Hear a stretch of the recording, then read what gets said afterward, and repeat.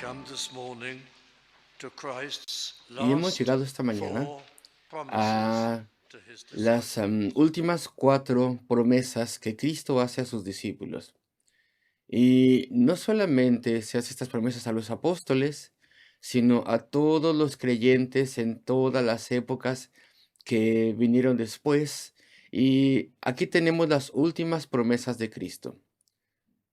En efecto, prácticamente son sus últimas palabras antes de su arresto, con excepción de la gran oración sacerdotal del capítulo 17.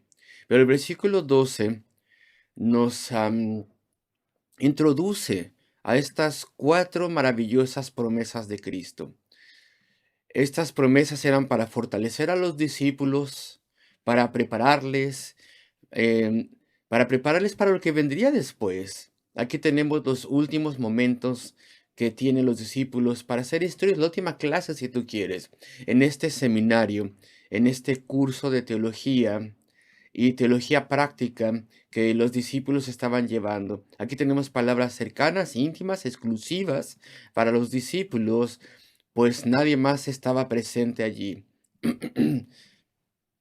Y a medida que las estudiamos, voy a tomar el primer encabezado como la primera promesa que se hace, y esta es la siguiente, que hay mucho que será revelado después. Y claro que tiene cierto sentido para los apóstoles, tiene un sentido diferente para nosotros. En lo que respecta a los apóstoles, lo que quedaba de la escritura todavía se tenía que revelar a ellos. Los libros del Nuevo Testamento, prácticamente, la revelación tenía que ser completada. Y en el caso de todos los demás discípulos a través de las diferentes eras, esta es una promesa de que habría cada vez más conocimiento de Dios a través de la vida cristiana proveniente de la palabra. Las doctrinas de Dios y la obra de Cristo, todo esto se enseñaría. Y las órdenes de Cristo y los planes de Dios para el futuro, uno de los grandes privilegios de la vida cristiana es que participamos en un proceso constante de aprendizaje. Constantemente somos instruidos, somos ayudados. Y una de las grandes tragedias de la vida cristiana es que cuando las personas que han sido salvas dejan de aprender, cuando ya no tienen más sed o más deseo para aprender. Entonces vamos a ver el versículo 12. Aún tengo muchas cosas que deciros, pero dice, ahora no las podéis llevar. Y claro que todavía había muchas cosas que tenían que aprender, que se les tenía que enseñar y todavía no las podían llevar. Es decir, lo que dice aquí el griego, el verbo griego, es no las podían levantar, no las podían cargar, no podían lidiar con eso. Esa es la idea. En el sentido moderno, uno no puede resistir algo, soportar algo. Uno no puede llevar ese peso. Es demasiado para la persona. Y ese es el enunciado compasivo de Cristo. Y dice, todavía, aún tengo muchas cosas que deciros, pero ahora no las podéis llevar. Y había razones firmes, claro. El Calvario no había sucedido todavía. El Señor estaba a punto de permitirse, estaba a punto de permitir que en una debilidad aparente fuera arrestado, juzgado y crucificado, y después ascendería al cielo, pero estos grandes eventos todavía tenían que suceder, y los discípulos todavía no entendían cómo Él sería el Cordero de Dios que quita el pecado del mundo.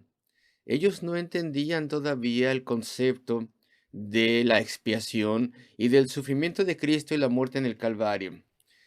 Y una vez que esta última parte del misterio de Cristo tomara lugar, por fin entenderían todo lo que habían entendido de forma mucho más clara y estarían listos para la última parte de su instrucción que debían recibir después de la muerte y resurrección de Cristo. Y dice entonces el Señor Jesucristo, aún tengo muchas cosas que deciros, pero ahora no las podéis llevar, sobrellevar, resistir, cargar. ¿Por qué? Porque necesitan algo que abra vuestro entendimiento, es decir, la muerte redentora de Cristo. Y hay otra razón también, porque Cristo no había resucitado todavía, no había muerto todavía y resucitado, no había vuelto al cielo y por eso el Espíritu Santo no había descendido todavía. Entonces Cristo les había estado diciendo al respecto al Espíritu Santo y cómo el Espíritu Santo les enseñaría y capacitaría de forma invisible desde dentro de ellos, desde lo alto. Pero ellos solamente tenían poco entendimiento hasta ese momento de esas palabras. No entendían todavía que cuando el Espíritu Santo viniese, todavía conocerían a Cristo, pero ahora por la fe. Ahora todo les sería dado a través de la obra del Espíritu en sus almas. Y eso todavía no lo habían entendido. Una vez que Cristo muriese y se levantase de los muertos y volviese al cielo y el Espíritu viniese, entonces todo sería mucho más claro para ellos. Y entonces podrían recibir la última fase de instrucción. Entonces, aquí tenemos el versículo 12. Aún tengo muchas cosas que deciros, pero ahora no las podéis sobrellevar. No podéis llevar ese peso, pero versículo 13, cuando venga el Espíritu de verdad, y le da ese nombre especial, el Espíritu de verdad, al Espíritu Santo. Cuando Él venga, Él os guiará a toda verdad. Y la palabra griega que se traduce aquí, guía, que está muy bien. De hecho, es un poco más literal que eso. Dice, os llevará a toda verdad. Es bastante útil saber esto, porque los discípulos no solamente iban a ser guiados. Y no estoy criticando la palabra que se utiliza en la traducción, guiar está bien, pero tal vez en la utilización moderna de esta palabra, tal vez eso es como algo como débil, porque entonces eso tal vez sugiere en tu mente que necesitas cierta ayuda, cierta dirección, algo así. Pero lo que hace el Espíritu es llevarnos, porque el Espíritu no podían solo descubrir ninguna verdad. Si iba a haber revelación y el Nuevo Testamento iba a ser agregado al Antiguo Testamento, entonces el Espíritu debía liderar eso, sería completamente su mensaje, les iba a llevar a eso, y el Espíritu les iba a inspirar a dar ese mensaje, se los enseñaría. Así que el original es un poco más fuerte que la palabra que tenemos aquí, pero cuando venga el Espíritu de verdad, Él los guiará, Él los llevará a toda verdad, porque no hablará por su propia cuenta. Toda verdad, ya lo hemos considerado esto antes, donde se dio una instrucción similar en el capítulo 14, pero cuando el Espíritu vuelva, los apóstoles y los profetas también, y eso lo voy a explicar en un momento, serán inspirados en toda verdad. No habría ninguna verdad que quedara por todavía revelar. Cuando fueran inspirados para escribir los libros del Nuevo Testamento, las narrativas de Cristo y los evangelios, las epístolas y claro el apóstol Pablo, que sería agregado y otros también a través de todos los libros de la Biblia hasta llegar a Apocalipsis. Todo esto, todo eso sería la verdad. Ya no habría ninguna verdad autoritativa, ninguna doctrina que todavía necesitase ser revelada. Y una vez que se completase la escritura, la palabra de Dios estaba completa. Ya no se tendría que agregar nada más. Y entonces en esos versículos finales de la escritura se tendría esa gran advertencia, esa maldición, de hecho, sobre cualquiera que quisiera agregar algo a la escritura o quitarle algo a la escritura. Entonces los apóstoles fueron inspirados con toda la verdad. Nada quedaba por revelar. Y claro, la época de la era de la profecía terminaría, la era de los apóstoles terminaría, porque ya no sería necesario que hubiese apóstoles inspirados y profetas. ¿Por qué? Pues porque la escritura estaría completa. Ahora la interpretamos entonces, ahora la explicamos, la expandimos. Somos siervos de la escritura, porque todo está aquí. Pero cuando venga el Espíritu de verdad, Él os guiará a toda verdad, porque no hablará por su propia cuenta. Y esto incluye el sentido de que no hablaría de sí mismo. Y es interesante que a pesar de que esté en ese sentido aquí, como yo lo explicaré después, el Espíritu no habla mucho al respecto de sí mismo en el Nuevo Testamento, porque Él es el Espíritu Santo invisible. Él habla para poder magnificar a Cristo. Él es retraído, si tú quieres. Sin embargo, hoy en día esto no se entiende. Muchos que tienen una postura carismática quieren tener una línea de experiencia completamente separada y completamente a partir del Espíritu Santo de Dios e inventan y magnifican todo tipo de experiencias extraordinarias. Sin embargo, el Espíritu no se iba a magnificar él mismo. Los puritanos lo llamaron el Espíritu Santo tímido y cosas así. Él se enfoca en Cristo, no se enfoca en él mismo. También le han llamado vergonzoso, penoso, tímido.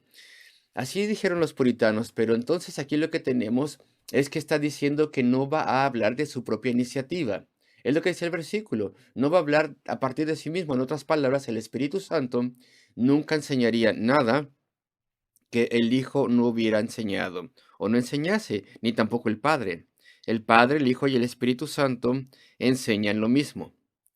El acuerdo de la Trinidad. Un solo Dios, perfectamente de acuerdo. Solamente un punto de vista.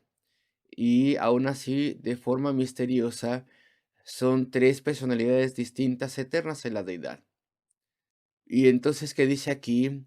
Porque no hablará por su propia cuenta, independiente del Padre o del Hijo, sino que hablará todo lo que oyere. En otras palabras, es igual al Padre, Él es igual al Padre y al Hijo, y Él habla solo lo que se dice o se dijo en el consejo de la Trinidad, la deidad eterna, donde todos los miembros de la deidad piensan exactamente lo mismo. Y esa es una forma de describir esto. No hablará por su propia cuenta de forma independiente, sino que hablará todo lo que oyere, de acuerdo con los otros miembros de la deidad, de la Trinidad. Eso os hará saber cuando inspirase a los apóstoles al respecto del Nuevo Testamento, de los libros del Nuevo Testamento. Y uno tal vez me diga a mí, los apóstoles no escribieron todo el Nuevo Testamento, no todos los libros. ¿Acaso no hubo otros, aparte de los apóstoles, que escribieron? Pues sí, hubo profetas del Nuevo Testamento y leemos al respecto de eso en la carta a los Efesios capítulo 2 y capítulo 3. Había profetas ahí inspirados también, pero los apóstoles tenían que autentificar lo que está en la escritura. Ah, tal vez pienses tú, ¿acaso eso no fue dejado para los concilios, perdón, de la iglesia en el cuarto siglo? Fueron tres, de hecho, y no decidieron ellos y afirmaron que libros estaban en el canon de la escritura. Y la respuesta es no, no fue así. Los apóstoles son los que decidieron cuáles libros eran inspirados. Y cuando digo que decidieron, es que ellos sabían. Ellos fueron inspirados para saberlo. Todos ellos estaban de acuerdo. Nosotros no sabemos exactamente cómo o cuándo se determinaron estas cosas, pero cuando la era de inspiración terminó, los libros del Antiguo Testamento y el Nuevo Testamento de forma firme fueron sellados bajo autoridad apostólica. Y lo que hicieron después los concilios de la iglesia con cierta sabiduría humana fue simplemente confirmar eso ya, pero todo fue decidido dentro de la inspiración de la Escritura y fue decidido por los apóstoles. Ese es el significado del versículo 13. Pero cuando venga el Espíritu de verdad, Él los guiará, los llevará a toda verdad, porque no hablará por su propia cuenta, sino que hablará todo lo que oyere y os hará saber las cosas que habrán de venir. La narrativa de Cristo, las epístolas, el libro de Apocalipsis, la explicación de los planes de Dios, Tesalonicenses 2, esos grandes capítulos al respecto de los planes que Dios tiene para el futuro, todas esas cosas, Él os mostrará cosas venideras. Y versículo 14, Él me glorificará porque tomará de lo mío y os lo hará saber. El Espíritu Santo magnificará y glorificaría a Cristo en la revelación del Nuevo Testamento. Alguien me preguntó esta semana, ¿qué quiere decir la expresión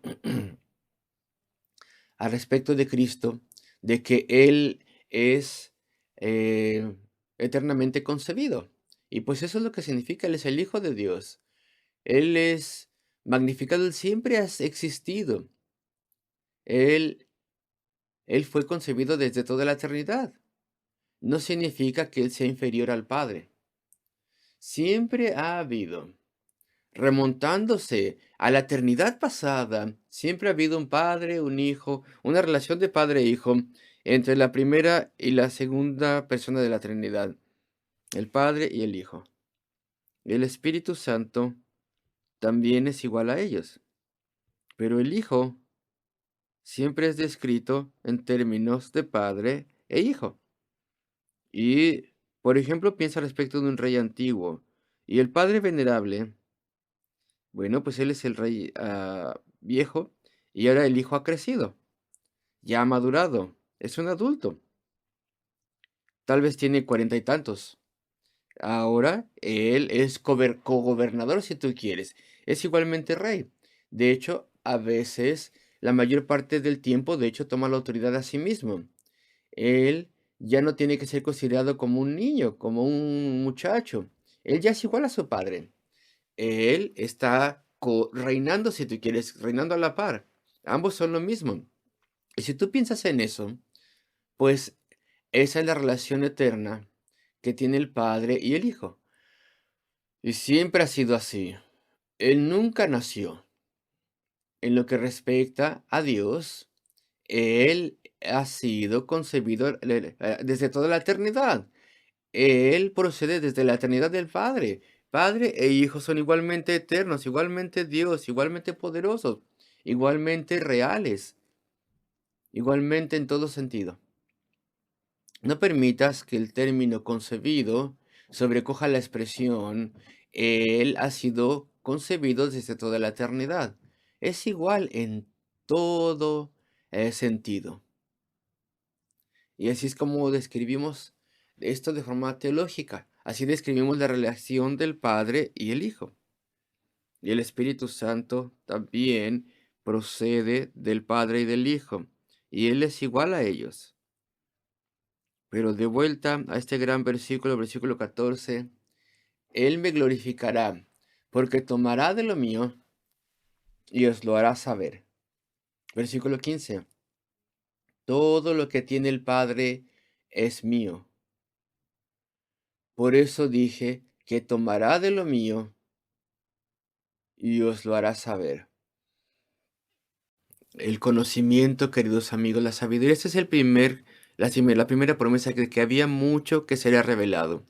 Y no se olviden que hay mucho que a nosotros se nos tiene que revelar. Nunca sean negligentes con la escritura, nunca sean negligentes con la instrucción pública respecto de la palabra de Dios. Siempre aprendan de la palabra, siempre avancen. Es su privilegio y es esencial para todos el siempre profundizar en nuestro entendimiento de las cosas de Dios. Esto me lleva al segundo encabezado, versículo 16, la segunda gran promesa que tenemos aquí. Cristo, a pesar de que había ascendido, Él sería visto por ellos. Y pongo este término visto entre comillas. Esta es la promesa de que Cristo sería visto por los apóstoles. Y era muy confuso para los discípulos. ¿Entendían? O más bien, entendieron esto después del Calvario, cuando descendió el Espíritu. Pero mira el versículo 16. Todavía un poco, y no me veréis, debido a su muerte. Y un poco más adelante, y de nuevo un poco, y me veréis. ¿Esto hace referencia a la resurrección, a esas apariciones? Bueno, un poco sí, es así. Un poco más de tiempo y no me veréis. Y de nuevo un poco y me veréis.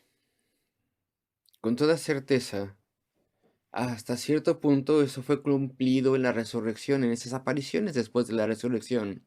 Pero eso no es lo que Cristo está queriendo decir aquí, porque Él dice, porque voy al Padre. Está refiriéndose al tiempo después de la resurrección, esas apariciones, cuando Él asciende. Y verían al Señor resucitado, ya no, más bien ya no lo verían.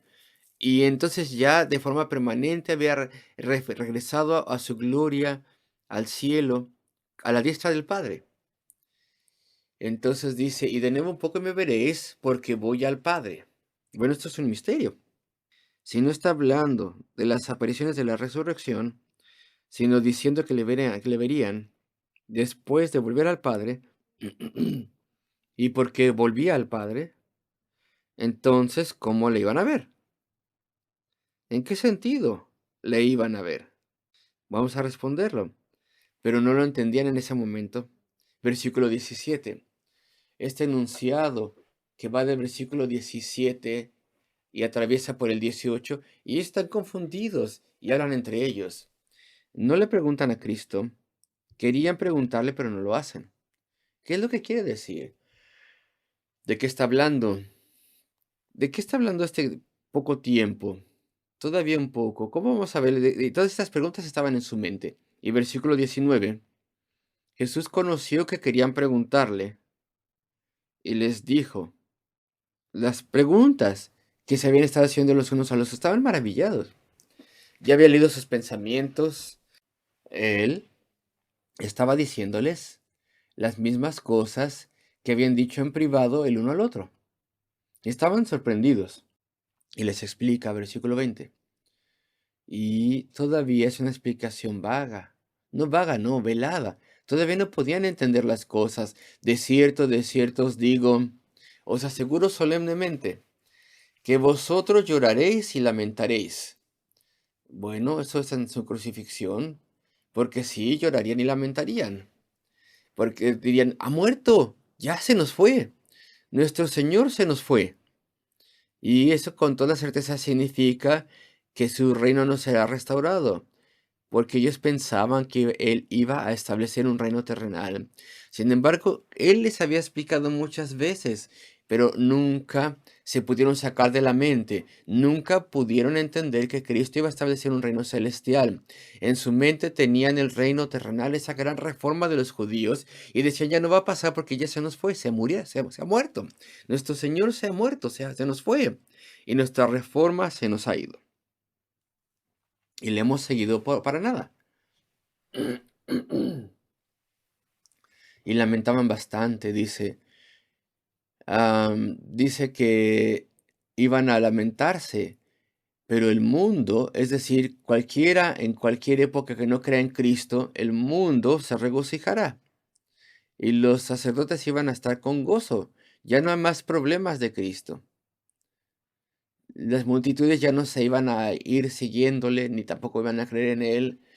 Ya entonces la posición del clero de aquel entonces ya no sería amenazada por la amenaza de un grupo de reforma. Se habían deshecho de él, pensaban sus oponentes. Y dice, el mundo se gozará y vosotros lamentaréis, pero vuestra tristeza se convertirá en gozo. Sí, y eso comenzaría a pasar con las apariciones de la resurrección, pero una vez que el Espíritu Santo vino y se dieron cuenta de que iban a ver a Cristo de una forma diferente, por la fe, de forma espiritual, entonces se gozarían. Y la ilustración del Señor, versículo 21, la mujer cuando da a luz tiene dolor porque ha llegado su hora, pero después de que ha dado a luz un niño, ya no se acuerda de la angustia por el gozo de que haya nacido un hombre en el mundo. Una maravilla, se maravilla la mujer ante el nacimiento del bebé. La madre en particular se da cuenta de esto, una vida, un nuevo bebé, una nueva persona. Y hay un gozo que elimina cualquier dolor que hubiera habido antes. El versículo 22. También vosotros ahora tenéis tristeza, pero os volveré a ver. Lo que está aquí implícito es me veréis una vez más. Y se gozará vuestro corazón, y nadie os quitará vuestro gozo. No es como en las apariciones de la resurrección cuando se apareció y después se fue. Y después volvió a aparecer y después se volvió a ir. Y después ascendió. Y después se fue ya para siempre. Sino que hay un cierto sentido en el que él se aparecería y nunca se iría. Y el gozo de tener a Cristo y de conocerle nunca les sería quitado. ni tampoco que se haya quitado del creyente. Y eso es lo que queremos notar ahora. Me veréis, dice él, no en carne y hueso, no visualizándole o imaginándole, sino por la fe. Sabréis que estoy ahí, y yo estaré con vosotros. Y le vemos, sí, y le vemos diariamente. Y voy a leer un versículo de Filipenses 4, Filipenses 4:4. Regocijaos en el Señor siempre, otra vez os digo, regocijaos. Vuestra gentileza, vuestro autocontrol, sea conocido de todos los hombres. El Señor está cerca. No significa que venga mañana. Eso también es cierto, viene pronto. Pero significa que está cercano. El Señor está a la mano. Él está justamente ahí. Él está allí.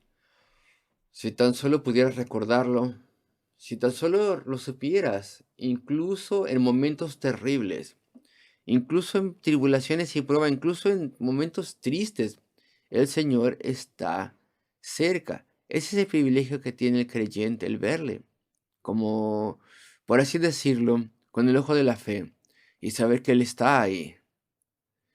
Entonces dice, por nada estéis afanosos, dice Pablo, sino sean conocidas vuestras peticiones delante de Dios en toda oración y ruego, con acción de gracias. Y la paz de Dios, que sobrepasa todo entendimiento, guardará vuestros corazones, porque le visteis con el ojo de la fe. Y esta es la segunda gran promesa, y tengo que apurarme. Cristo sería visto por los apóstoles, por la fe.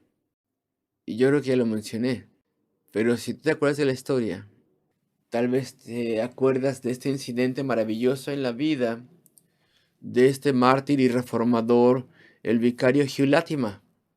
Él había estado allí con el rey Henry VIII. El rey conocía que era valeroso y recto y conocía su postura y sabía que él no tenía ninguna transigencia.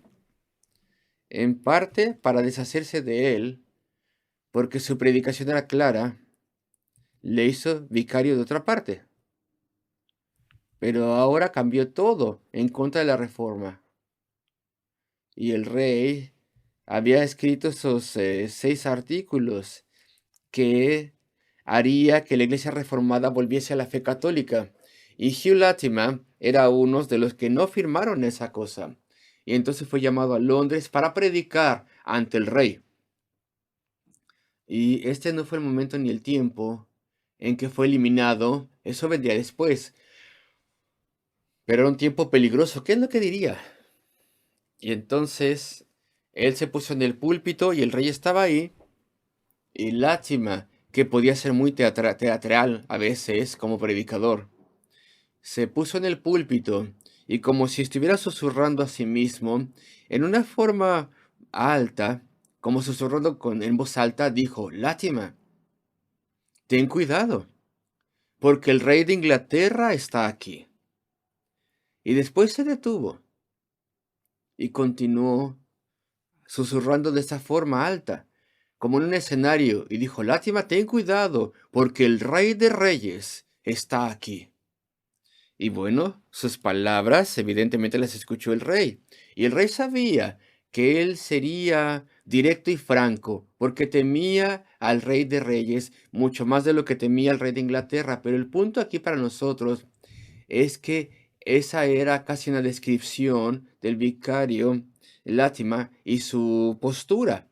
Él vio a Cristo, él no lo visualizó, no se lo imaginó, no intentó ilustrarlo o proyectarlo, pero él sabía que él estaba ahí. Él sabía que él estaba cerca. Él vivía como a una persona que sabe que Cristo está cercano y que podía confiar en él y que no debía pecar sabiendo que Cristo estaba ahí.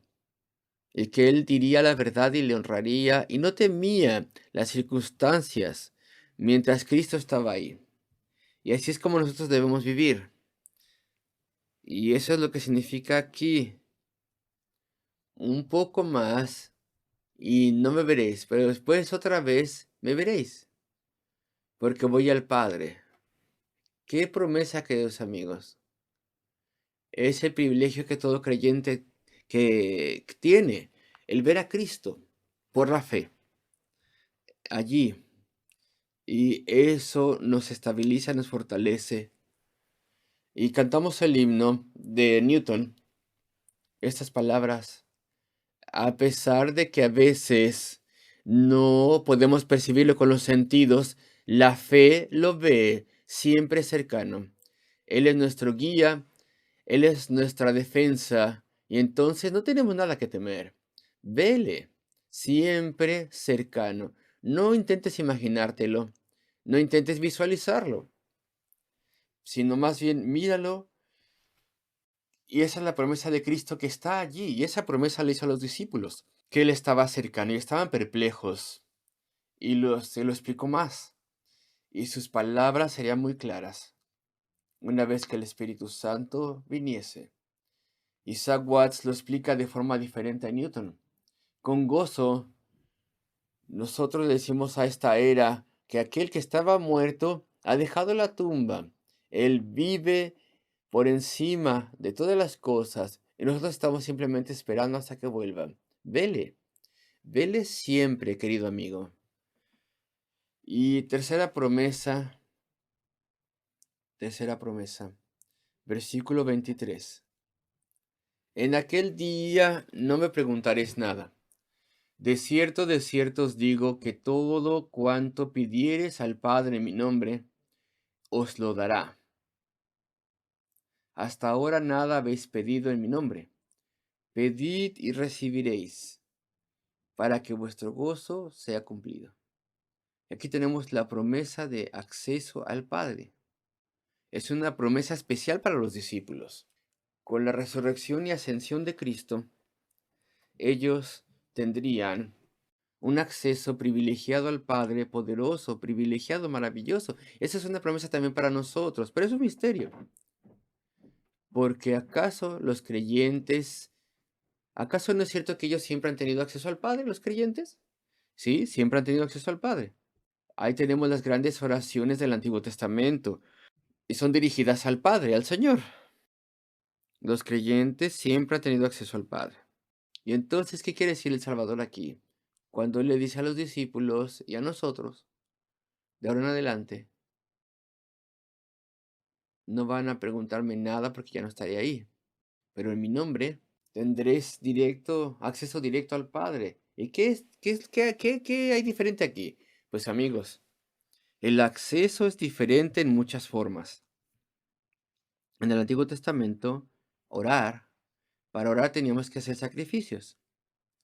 Se tenía que hacer las cosas de la ley. No había oración sin sacrificios, sin el templo, sin el sacerdocio. Y claro, uno podía orar, pero las oraciones principales y grandes siempre estaban hechas en el contexto de sacrificios y de sacerdocio. Ahora bien, el sacrificio sería hecho, ese gran sacrificio eficaz, ese sacrificio que todos los otros sacrificios ilustraban y señalaban, es decir, Cristo ha venido y Él ha sufrido esa muerte redentora y hace intercesión por su pueblo. Entonces el acceso siempre ha estado allí, el canal, por así decirlo, de acceso siempre ha estado abierto. Cristo dice, yo no oraré por vosotros. Ese tiene un significado limitado. Es decir, no tendréis que pedirme a mí que yo le pida al Padre.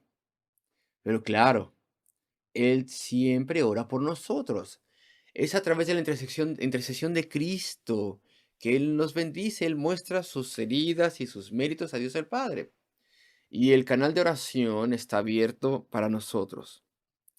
Y entonces este es un privilegio inmenso, grandísimo. ¿Acaso has considerado el gran privilegio que tenemos cuando oramos? No es yo solo oro y yo lucho solo en oración para poder traer nuestras peticiones a Dios, sino que yo pongo mis oraciones sobre esas líneas de tren, si tú quieres, que está disponible para mí para llevar mis oraciones, porque Cristo siempre está allí. El canal de interpre el canal está abierto. Ese vagón, si tú quieres, de tren que lleva mi oración siempre está allí. Perdone mi ilustración. Es un inmenso privilegio. No solamente que yo oro, sino que yo pongo mis oraciones en ese vagón de tren, si tú quieres, y avanza siempre. El acceso está asegurado y comprado ya, porque mi Salvador siempre intercede por mí y sus oraciones son eficaces y yo pongo mis oraciones sobre él. Y esa es una forma de que podemos considerar la oración. Es decir, ver el privilegio de la oración y el poder de la oración.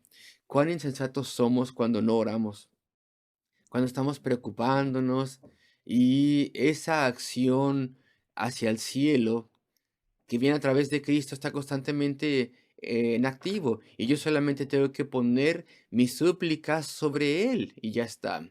Esa es la promesa. Entonces dice, todo lo que pidiereis al Padre en mi nombre, Él os lo dará. Entonces dice, tendréis una libertad en oración desconocida a cualquier persona antes. Seréis escuchados en lo alto. Sois considerados como dignos a pesar de que no lo sois. Y entonces podéis orar en el nombre de Cristo. Y por eso de forma pública siempre oramos en el nombre de Cristo. Acuérdense de ser sinceros en esto. Ya sea que se ore desde el púlpito o en la reunión de oración, toda oración debe ser hecha en el nombre de Cristo. Es una fórmula, sí, que nos es dada a través del orden de Cristo en la Escritura. Hay que orar en mi nombre, Él ordena, pero debido a que es una fórmula, no permitamos que se nos haga algo mecánico, siempre seamos sinceros y digamos estoy orando porque Cristo está orando, porque Cristo ha muerto, porque el canal de la oración ha sido comprado y abierto y reservado para mí. Y yo tengo ese privilegio. Y eso es debido a Él y a través de Él. Por eso somos escuchados y por eso tenemos acceso, siempre tenemos acceso al Padre por Cristo. Y bueno, punto final, versículo 24, la cuarta promesa está ahí, para que vuestro gozo sea cumplido.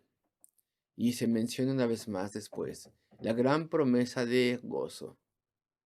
Bueno, si me pongo a explicar al respecto del gozo de la vida cristiana, pues voy a tener que prolongar el mensaje. Así que voy a terminar aquí. Y hemos estudiado la promesa de que hay mucho que todavía se tiene que revelar. Hay que recibir la instrucción. Lee la palabra. Sigue profundizando tu conocimiento de la palabra. Sigue creciendo. Hemos recibido y hemos escuchado la promesa de que Cristo sería visto por los apóstoles y por todos los creyentes que le siguen. Hay que verle, queridos amigos. Hay que verle. Es vital para la vida cristiana. Hemos visto la promesa de que habría una libertad única y especial en oración para los cristianos. Y bueno, simplemente anuncié el encabezado final de que habría también gran gozo.